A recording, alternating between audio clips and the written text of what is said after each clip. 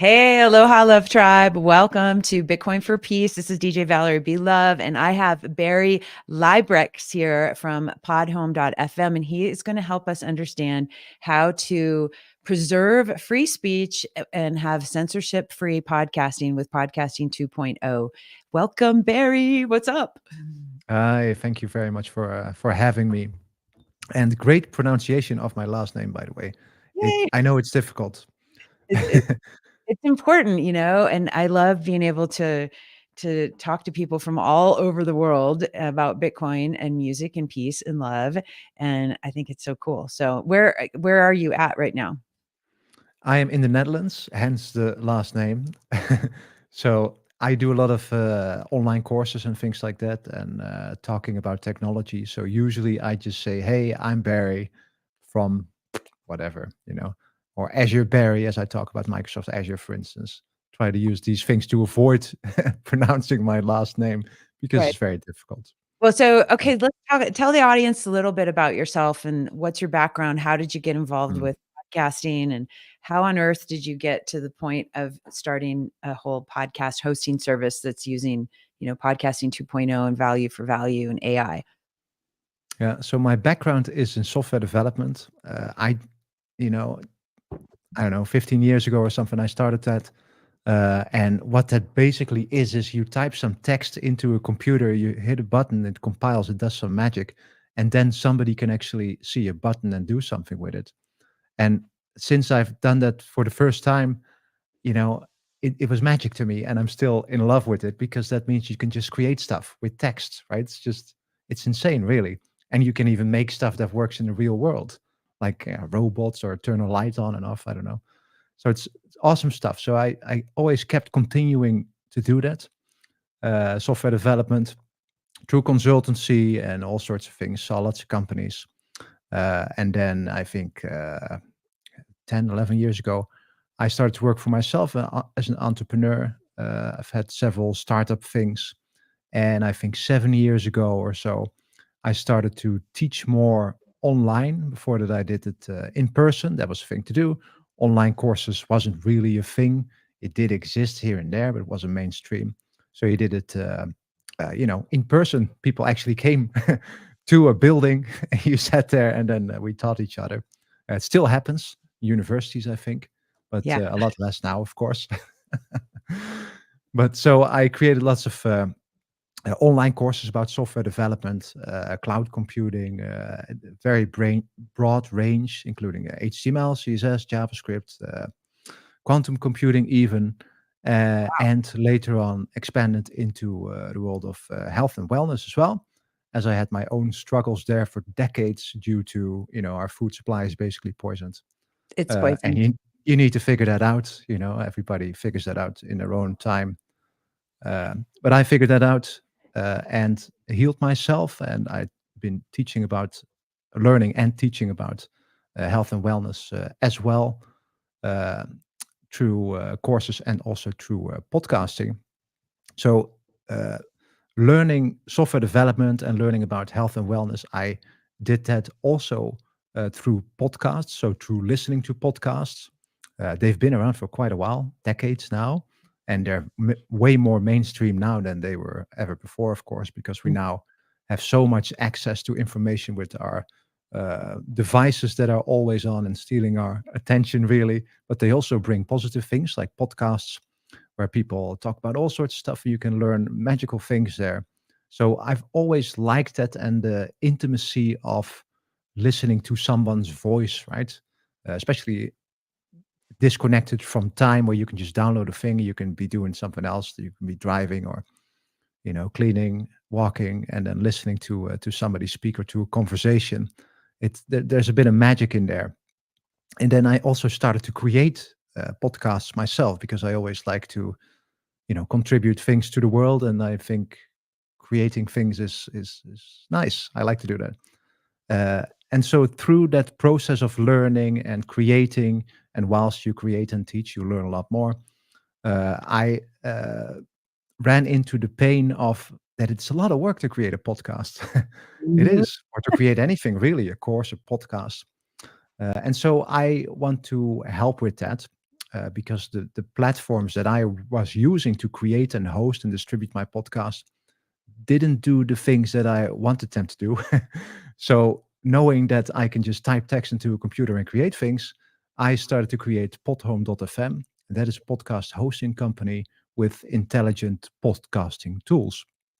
And that is live now. It has been live since the beginning of November, which is we're currently at November 30th of 2023. So just a month. And this is unlimited podcasting. So what I offer clients is a place where you can upload unlimited amount of shows, unlimited amount of episodes, unlimited upload of megabytes, download of megabytes. It doesn't matter. It's completely unlimited for one monthly price, which is $15.99 a month. And I wanted this to be as modern as possible and as user friendly as possible. So I incorporated lots of features from the Podcasting 2.0 initiative. That's not something that I came up with. That's an open source initiative to keep podcasting open, free, censorship resistant as much as possible, of course. Yeah.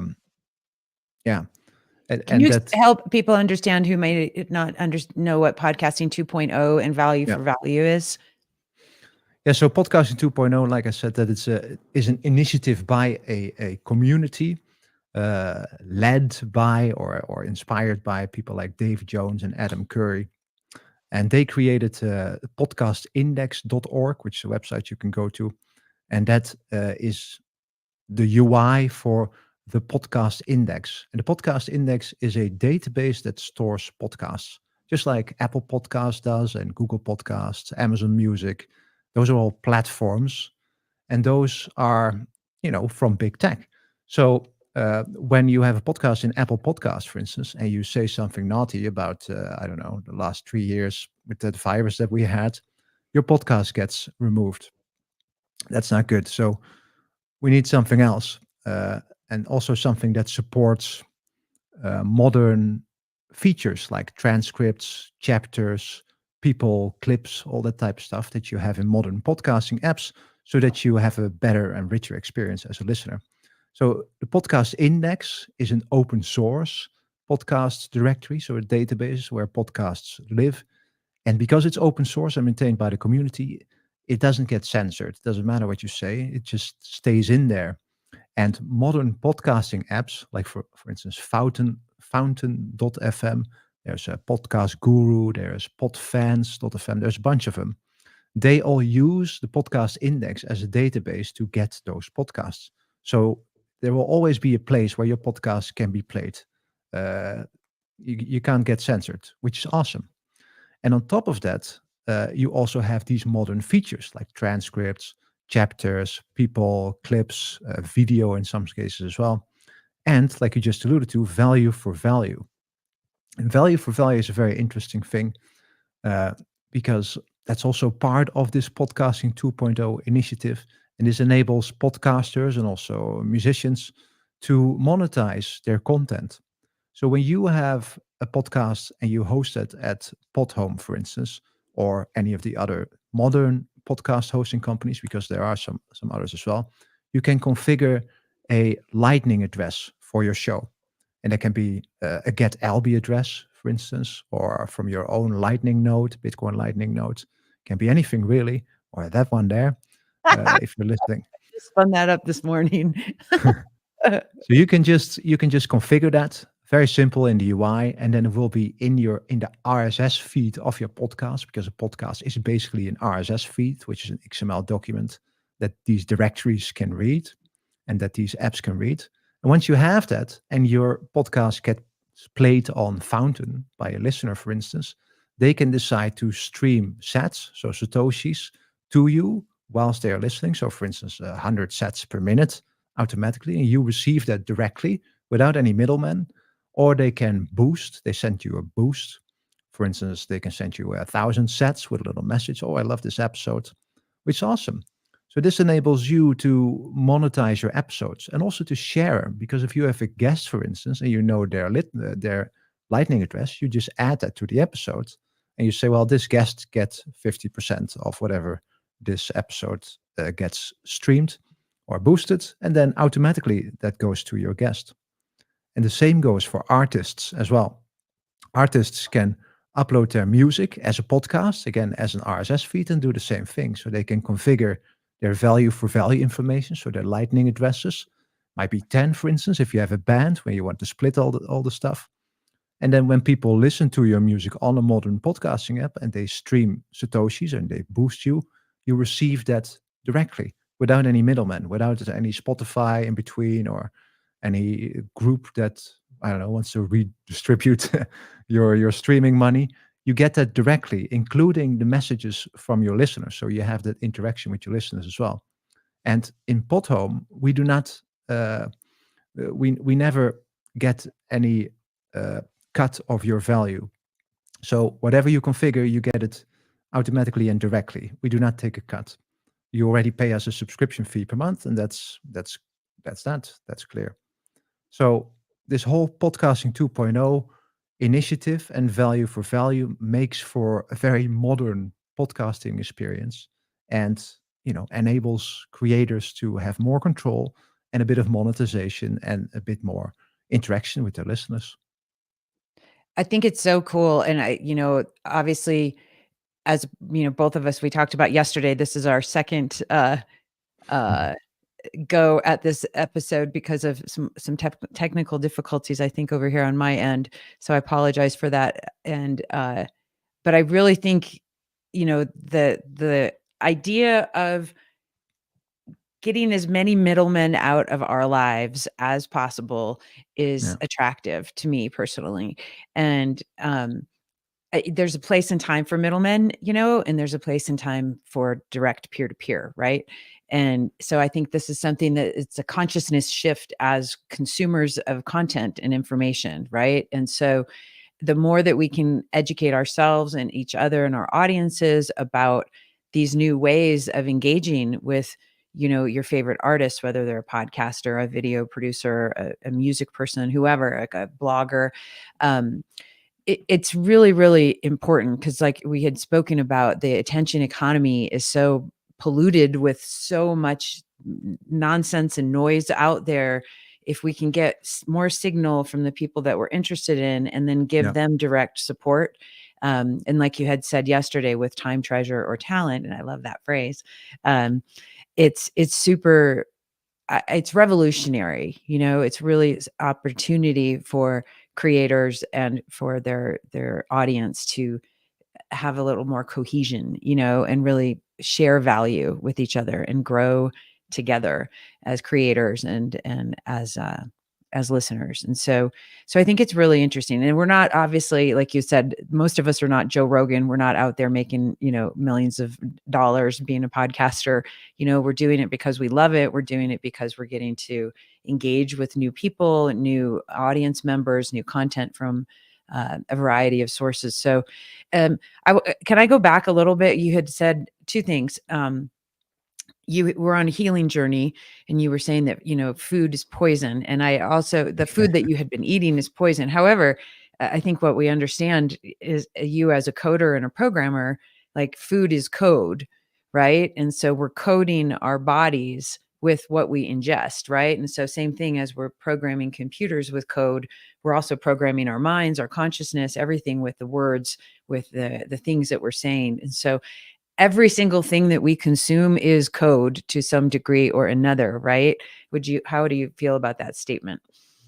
Yeah. So you can go back to my Improving Barry podcast. Just type in Improving Barry and you'll find it. I've spoken to many leaders in the, let's call it the alternative health world, which is unfortunate because it's not alternative at all.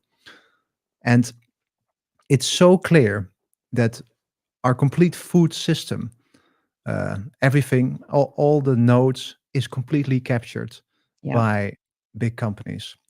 So it all starts at, for instance, Seventh-day Adventist Church with Harvey Kellogg, Kellogg cornflakes. He invented that stuff because he doesn't like masturbation, because he wants Jesus Christ to return. And in order to do that, You should really listen to my episode with Nina Teicholz, which is a best-selling author. She has documented all of this, and this is very well documented, actually. So Harvey Kellogg invented bland, high carbohydrate food, so Kellogg's cornflakes, which blunt testosterone in men, so it works very well, and that makes your sex drive go away, basically, and so you don't want to masturbate anymore, which ups the chances that Jesus Christ might return. That's the whole thing. So they are very powerful, this Seven Adventist Church, because they, from, I don't know, the 60s or something, have been influencing, at least in the US and therefore worldwide, unfortunately, food-based policies around the world. So, and they do that all based on this ideology that Jesus Christ should return. And you do that by making people lose their sex drive. And how do you do that? You do that by not eating protein and fat, by eating high carbohydrate bland foods, which include also vegan diets and such. So they promote veganism very much. And they are behind lots and lots of groups and institutions, non-profits and such, that promote this stuff and that also do research for meat, for instance, that come up with studies that say that meat causes cancer and things like that. So Oh my gosh. look into that. And what that basically means is that everything that you hear from governments, from food institutions and mainstream doctors and such is basically wrong. So the easy way to fix your health is do exactly the opposite of everything that you've been recommended, which makes it very easy. So it's very unfortunate because even when you're trying to eat the right things, right? You think, all right, I'm going to go to I know, farmer's market or something, and I'm trying to eat healthy, get my rainbow of vegetables. Chances are that those are poisonous, right? Somebody sprayed glyphosate on them, or some Right. other thing that is biological, or at least gets the stamp biological from the FDA, and you don't trust the FDA at all, then still it's gonna hurt you probably. And also, most of these things did not exist 100 years ago. We just created them. So yeah. Wow. Wow. I you know, I've I've I've talked many times about the notion of an insidious government or entity, wanting to have control and hijacking our food supply to weaken people, and obviously when you weaken the fighters, the men, by lowering their testosterone through a variety of means, whether it's through the water, whether it's through soy, whether it's through uh, any of this. So, Mhm. and obviously a vegan diet to me is very, I see like there's all these examples of people, oh, vegan, look at me, I'm so muscular, whatever. Most people can't achieve that. They don't get as big and muscular as they would if they're eating meat. So to me, nutrition is there's no one size fits all, but there is, I think patterns you could look at to notice like people's energy levels and their oomph for life if they're soy boys, I think, and that's Mhm. something that a lot of this, Bitcoiners talk a lot about, having a carnivore diet and different ways that they've Mhm. overcome inflammatory diseases and things like that. And so I think everybody's body is unique and you have to be your own doctor, obviously, and figure out how this all works. But the fact that there's another organization like this doing, uh, you know, uh, food psyops, if as it were. It seems just people really need to have so this circles back to free speech. If we're getting Yeah. censored left, right, and center because we're speaking up against these powers that be about the truth or questioning their motives and questioning the truth, we're never going to have a free society if we don't have free speech ever. And so this is why podcasting 2.0, and this is why Yes. Noster, this is why all of these opportunities for people to have the ability to speak truth to power and at least question it without getting censored and blocked or deleted from a platform is imperative for the next part of our journey as humans on this planet. And did you see what Elon Musk did yesterday? Yeah, that was so. I love that. Yeah, that was awesome. Go Elon, I love you. Yeah. I don't agree with him on everything, that's for darn sure. Nobody does, and nobody agrees with anybody on everything. That's ridiculous. But that was yay, good for him. Um, so who knows? Maybe Twitter will turn into Noster or something. I don't know what's going to happen here, um, but so okay, So so let's get back to your service and how are you gonna, you're just launching. When did you launch exactly? It's pretty I recently, think it right? was November 3rd. Yeah. Yeah. So, oh wow. So I'm one of your very, very, very first people, right? Yeah, it's going pretty fast, but Yay. you're one of the first. Yeah. Yeah. This is so cool. Yeah, I just switched, guys, my whole podcast over to Podhome this last weekend, and Barry's been super helpful making sure that everything is working properly, and it is. Um, so yeah, move your podcast over. It takes 5 minutes literally to change your RSS feed over, and you set up a couple things, and you're ready to go.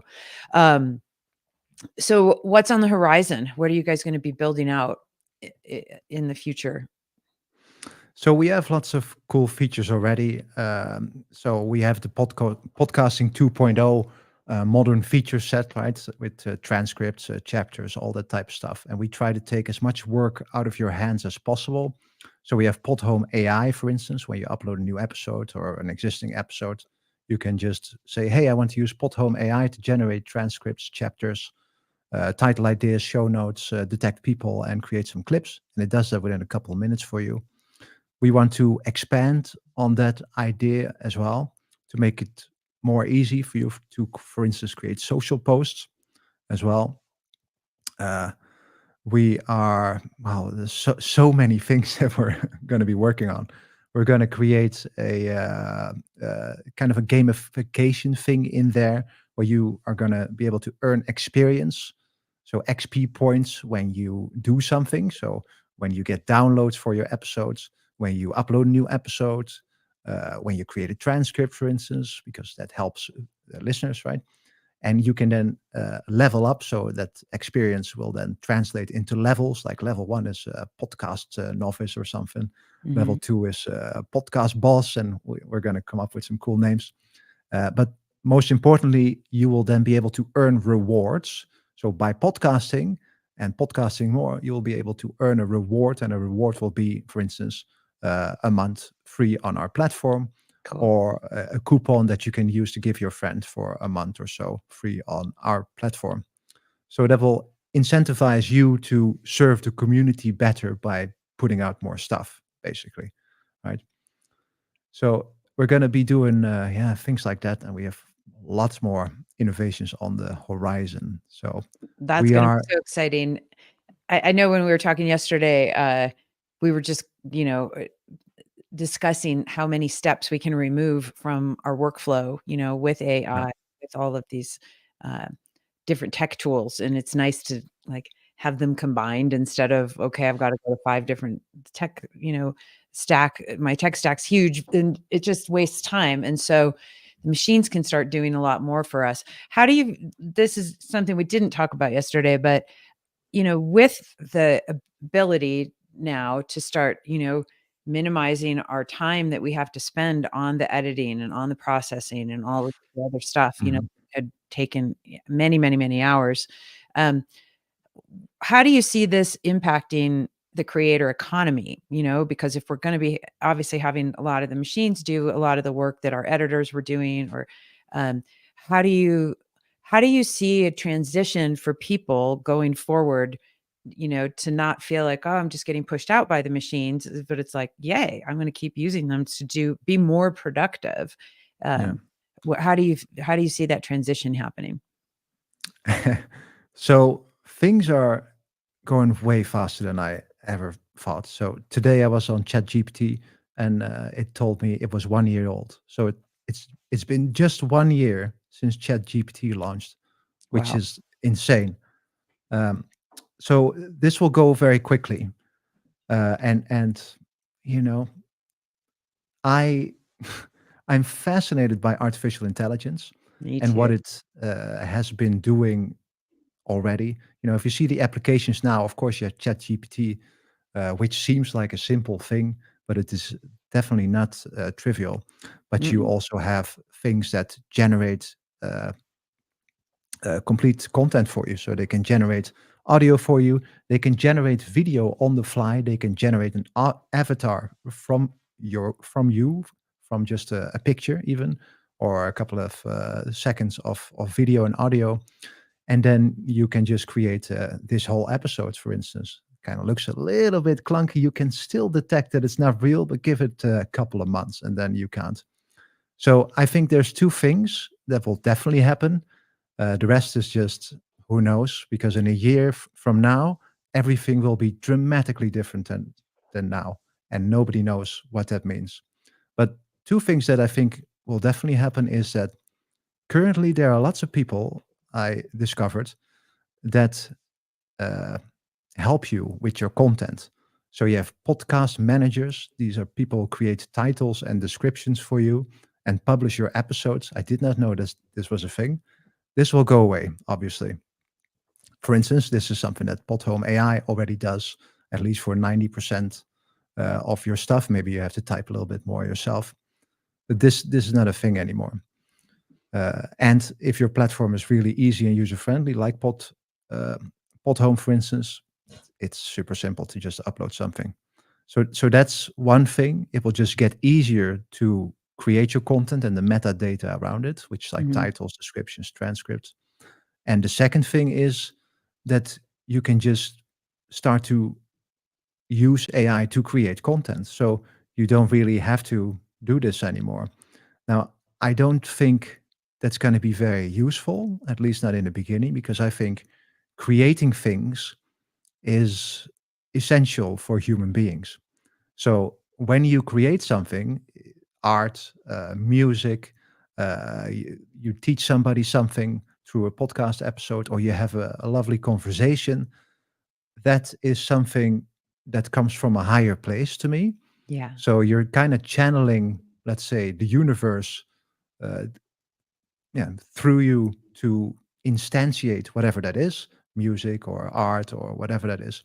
And I don't think machines can do that yet. Perhaps they might also become a vessel like that. I don't know.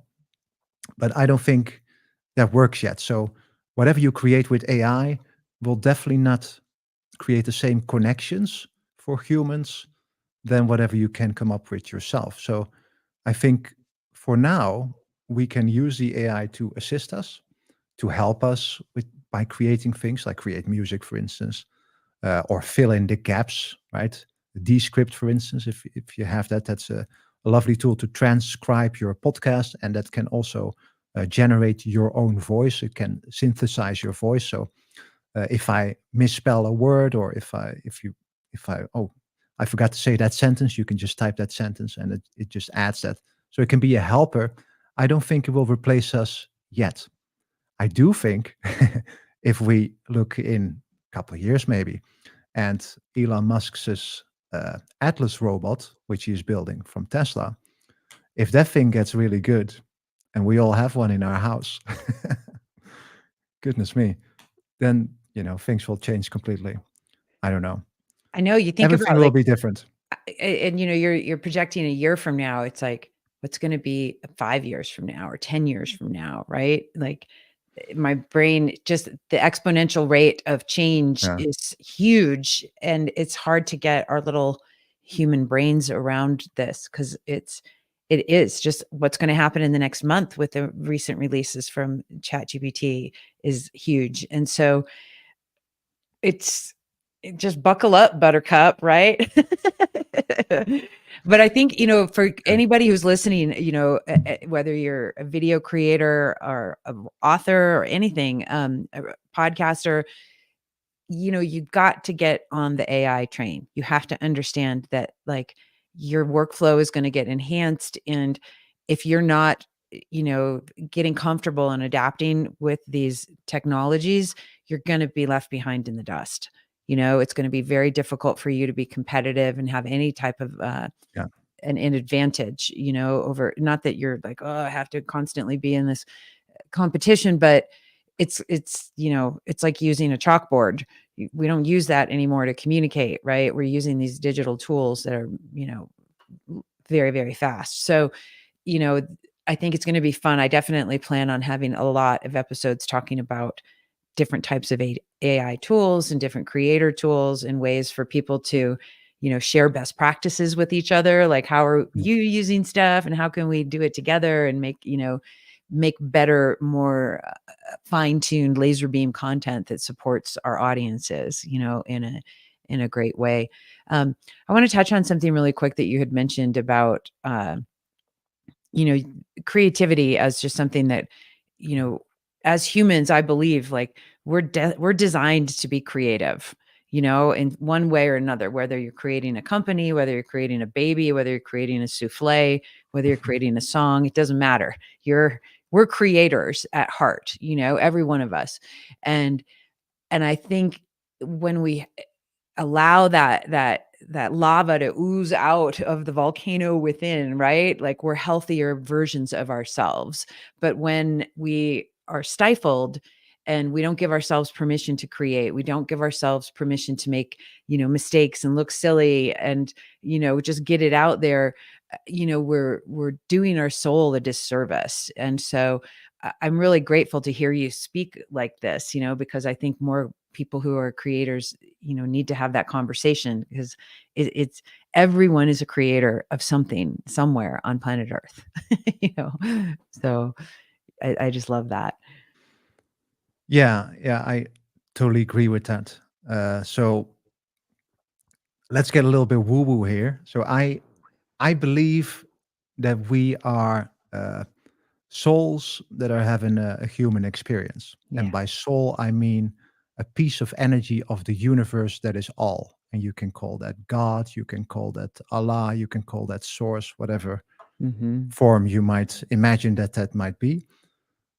And so we instantiate as a Barry and a Valerie, but I don't think that that per se is real, but it's as real as it can be. And so we create this for ourselves. I create myself and all of my surroundings, including this whole call. So, in that sense, we are all the creator and a creator. And so, if I look at Pot Home, for instance, it came on my path now a small year ago or so, where I was thinking about this, creating something like this, or maybe doing something completely different, like become a health coach or something, because I want to help people become more healthy. And then when I started listening to myself and become quiet, then this idea basically was beamed down to me, as in, all right, this thing is already out there and you just need to instantiate it. You create it through you. So it's not my idea per se. It was already there. I just listened to it and made it into a thing in this world. And I think we can all do that if we just listen. And that's not an easy skill to get, because you need to get quiet and comfortable with silence and sitting with yourself for a bit, because we love to distract ourselves, right, with phones and Netflix, food, walking, even whatever, Yeah. just to not be connected with that source, because it can be very daunting. And I can totally imagine that many people do not even believe in that, and that's totally fine too. But I think everybody knows that you have some sort of intuition, a gut feeling, call it an inner voice in your head, whatever. If you listen closely enough, then it is telling you stuff. You just need to give yourself permission to believe it, and then you can create whatever you want. I love, oh my God, I feel like you're in my head speaking how I speak. It's so great. It's really nice to hear that from you. And I think I always talk about with students and people that I work with, and obviously on the show, it's like I think of all of the information that's out there from spirit, from universe, from infinity beyond, whatever you want to call all that, it's constantly happening 24/7, right? And so when you can sit quietly, and it's like in the old radio stations that, you would tune the dial, and if you go really Yeah. fast, all you hear is static going back and forth, back and forth. But it's when you go real slow and you fine tune it, then you can listen to the music, and then you're going to hear some signal, right? And so that practice, and it takes discipline to sit and tune into the signal. And because our minds, as we have been discussing, are so polluted on purpose with all of the mainstream media and all of the propaganda and all of the other things that put our minds on strings, it takes time to understand, like, is that the truth? Is that my old trauma talking? Is that society? Is that old program? So we have to start to learn to understand, how does it land in my body when I hear this message versus this other message, and it's a lifelong practice. It's not like I did a workshop and I'm all good and now I can tune into the infinite spirit. It's like going to the Yeah, gym. but You have to do it regularly in order to get those types of results. And so I love hearing that Pod Home came from a transmission like this, a download for you. yeah, but I do think it's actually much easier than that. So you don't have to become a monk or something or do Right. years of meditation practice. I think the only thing you need to do is give yourself permission to believe what is being said. So Mm, I challenge you, if you're listening to this, if you have a question or you're not certain about the next thing that you need to do, just in your mind, ask that question. What do I need to do next? And whatever split second comes up for you as a thing, that's the answer. And you might think, oh, I came up with that myself. Oh, I did this. No, just take that as the truth. Just give yourself permission to take that as the truth, and try that out for just a couple of decisions. See where that takes you. I It's your love gut it. feeling, right? It's such good advice. And I know I've struggled. I practice this, and I still struggle sometimes because I get you know, uh, I'll get the FUD voices. I'll get the negative fear uh, voices, and it's literally like, and I always, I have a whole course about designing your love code, and they're doing this 11x method, and it's about, who's got the microphone in your head, right? And so are you allowing that microphone, or, on the mixing board, is it turned up to spirit, God, universe, love, truth, or are you listening to those old voices? And so, because they all want to yell at you at the same time sometimes, and so in my mind, I guess I have a multi-channel mixing board going on all the Mhm. time. And so I'm always like, you're the DJ, Val, be the DJ and put the best song on and listen to the truth, and that comes from a place of love, And so um I think it's an interesting thing. And so, yeah, do this experiment. I want to get back to Barry and I, if you guys do what he said, and let's see how the next few decision points come through for y'all. I know my son and I, he's been getting into Christianity lately, and it's not something that I'm not against. I'm not a Christian. I'm not for or against it. I'm happy that he's on his own path to find God in his own way. But he has been talking a lot about, um, the voice of Satan that lives within his mind and is telling, Mhm. telling him to masturbate. And he's, God, I'm sorry. Don't forgive me. I'm doing this out loud. I love you. Don't watch this episode. Just realized him. But that's what, circling back to the thing you said with the Kellogg guys, like they Mhm. think that there's these evil voices, that it's like, these are natural things for us. Our sexuality is like a gift from God. It's not something bad. Um, it's just like food. Anything in excess, it can be not great for us. But so I think it's like how to discern the truth, those true voices that come in from a place of love and care versus a place of judgment or shame or condemnation. It's listen to love. That's what I always say. So Yeah, I think it's probably all true. So everything that you hear in your voice is true because you make it so. As in, you make those voices appear as you create your own reality. I don't think there's per se a good or bad.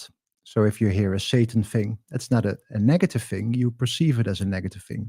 Mhm. Things just happen. Things are neutral. Everything that happens is neutral. It's true. All you decide if it's good or bad, and that you do that by giving yourself a permission slip to either believe the good or the bad. But for instance, if you take that example of somebody that goes the Christian route, I think that is great because that enables you to think about things that are bigger than yourself here on earth, Mhm. connect to all of the other things. That's always a good thing. And then there could be a fear-based part to that, like hell and Satan and all that type of stuff. Yeah. That's totally fine, and that can be a great learning, right, for yourself. But still, if you then ask yourself those questions in your head, you can get a negative answer as well, and that's also totally fine, as long as you allow yourself to believe whatever that is. Then you're on the right path. I love that you said this. It's funny because I use the word, I say permission slips for your soul, a lot, and it is so true about, like, things have meaning because we say so, period. Yes, Nothing means anything unless we agree to that this is a catastrophe, or this is a blessing, or but this is that's a what. good thing because that's why we have experience, and that's why we're here, right, to have an experience. Yeah, and we have agency, which I think Yeah, is the coolest thing, right? It's not like we're just these little feathers getting blown around in the wind. Like, we truly have agency, and the more that we can take ownership of that and be excited, that's very powerful. And I think, the ethos of Bitcoiners, right, is, radical self-responsibility, just like burners, like Burning Man. I'm a total burner. And so it's about owning your experience and not, handing it off to someone else to do the thinking for you or to do the work for you. It's the proof of work ethos.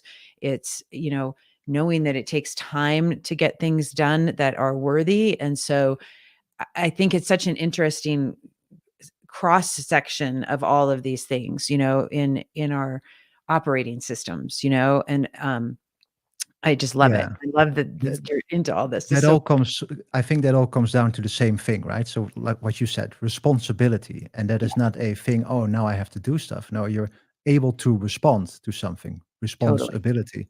So all of these things, so Bitcoin, health, spirituality, whatever, it attracts people that want to be able to respond as much as they can. So have as much of responsibility as they can. So I think that's what the intersect is and why that attracts all the same type of people. It really is. I think it's powerful. Like, we are this, like, little snowball that keeps rolling and attracting Yeah.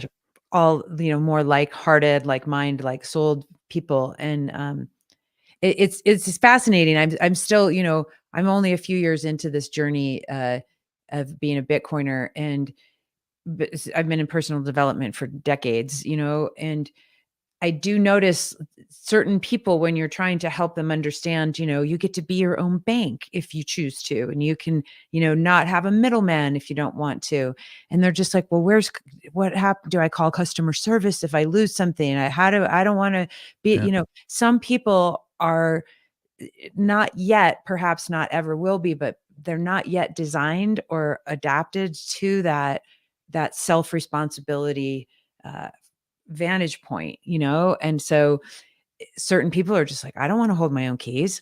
And I'm like, "Well, but you're missing the point. The whole point is you are the bank, you get to be self sovereign, and you don't have to ask permission to transfer value or to hold your own value. And so I think it's certainly it's a different, experience that we're going to be having here as Bitcoiners. I think this might be my delivery. Okay. So, but anyway, so let's put a thumbtack in this, because maybe we can do another episode and talk about personal development and spiritual development Mhm. separately, if you would be interested in coming back, or maybe I'll come on your show or something. That would be awesome. Um, how does that sound? Yeah, that sounds great. I think this is a really good topic to explore. I love always thinking about uh, consciousness, Yeah, why we're here, the bigger questions, all that type of stuff. Thinking about spirit totally. spirituality, and Yeah. that somehow aligns with what I'm doing and with podcasting and Pod Home FM. Well, you think about it, like if Dr. Martin Luther King or Gandhi had the ability to podcast and get messages out there, like they would be rocking and rolling every Yeah, day, all day, being messengers. And that's kind of where I yeah, feel like for us as creators, we're funnels, we're straws getting messages and we're sharing them. Like if we approach it from that vantage, that lens, and so it's a very humble place. And I'm with you too. I'm like, these aren't my ideas. I'm just channeling them, you know? So I think it's really cool. Thank you again for coming back and taking another hour. Now I got to know more about you too. And so did the audience. So this is great. So everybody can find you at podhome.fm. Guys, go sign up and go, transfer all your podcast stuff over to Podhome. And then you can also follow Barry on Twitter or X, Podhome FM. Any final thoughts you want to share with the audience before we wrap up? No, thank you very much for having me. So yes, go to podhome.fm. You can sign up there. You get a 7-day trial, which you can cancel at any time. It's $15.99 per month. Use the link in the description, because then you give some value also back to Valerie, because that's an affiliate link, which is great. Yeah. Just That's try it out. You can also risk-free import your own podcast if you have one. Just import it. That doesn't mean that things get deleted at your old host or that your listeners already switch. You can just import it. Then you can play around with your existing episodes. And when you're ready, you can then redirect your feed from your old host to the new host at Podhome. And then, only then, things flip over to your new host. So you can just try that. If you don't like it, just cancel your account. It's totally fine. Fine with me. Just let me know why, then I can improve.